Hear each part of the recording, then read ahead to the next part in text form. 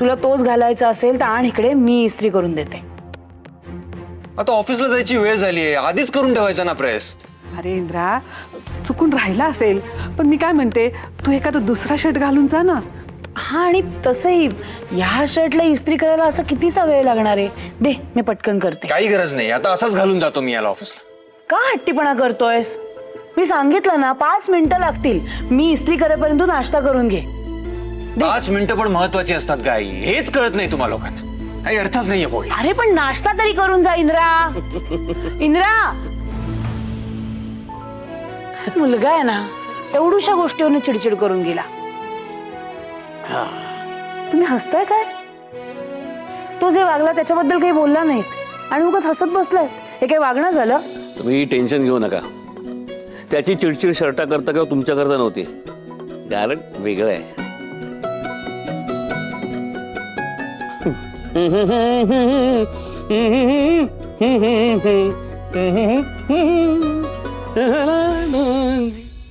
थोडं डोकं लावलं असतंस ना उर्मिला, तर हे खोटं पोट लावून फिरायची वेळ नसते आली तुझ्यावर. इथे फक्त मी एकटीनेच डोकं वापरायचंय का? म्हणजे अगं मूर्खपणा केलायस तू उर्मिला, मूर्खपणा. मला वाटलंच होतं इतक्या लवकर अजित कसा रेडी झाला बॅग्स घेऊन जायला. काय म्हणाली तूस का? मी जर या घरात नसते आले तर मी बॉलिवूडची खूप मोठी हिरोईन झाले असते. ऍक्टिंगवर खूप विश्वास आहे ना तुला तुझ्या. फसली तुझी ऍक्टिंग. खूप मोठा घोळ घातलाय उर्मिला. ती राणी झाली या घरची, गुणी सून. एक मिनिट, मी पहिल्यांदा प्लॅन सांगितला तेव्हा काय म्हणालीस? वा, मस्त चांगला प्लॅन आहे म्हणाली होतीस ना?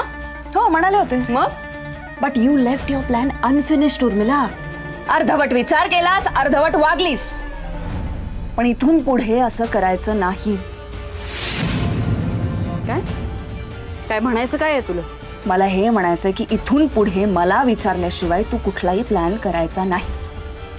मला त्या इंद्राला राणीपासून लांब करायचंय, ते प्रयत्न सुरू आहेत माझे. आणि तू काय केलं? तुझ्या फालतूगिरीमुळे ना तो सगळ्यांसमोर तुझ्यावर ओरडला. I am giving you last warning. This is my first and last warning to you.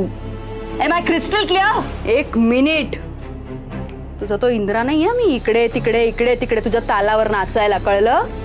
आत्ता आलीयस या घरात, 4 दिवस झाले. खूप आधीपासून आहे. त्यामुळे मला शिकवायचं नाहीये इथं कसं आणि काय वागायचं ते.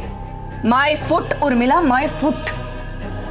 तुला शिकवत बसायला माझ्याकडे वेळ नाहीये. आणि मी शिकवलेलं तुला समजेल इतकी अक्कलही नाहीये तुझ्यात. बस, मी ऐकतेय म्हणून जास्त जास्त बोलायला जायचं नाही. हा, कोण आहे माहितीये? उर्मिला महाडिक. तुला अंदाज नाहीये मी काय करू शकते याचा. असं काय करणार आहेस तू माझं उर्मिला महाडिक? बोलले ना की तुझं काय करू शकते याचा अंदाज सुद्धा नाहीये. कळलंय मला तू काय करू शकतेस आणि किती अर्धवट करू शकतेस ते. हे बघ तू. Hello Vikrant, can you please make your wife understand not to come in my way. She is ruining our plans. ऐक ना, तिला सांग आधी शहाणपणा शिकवायचा बंद कर. मला कळतं कसं वागायचं नाही ते. हॅलो हॅलो, एक मिनिट शांत हो ना. काय झालं तुम्हा दोघींना? मी शांतच आहे. ही मला शहाणपणा शिकवते. मी ती बॅग अजितला का द्यायला सांगितली होती राणीला?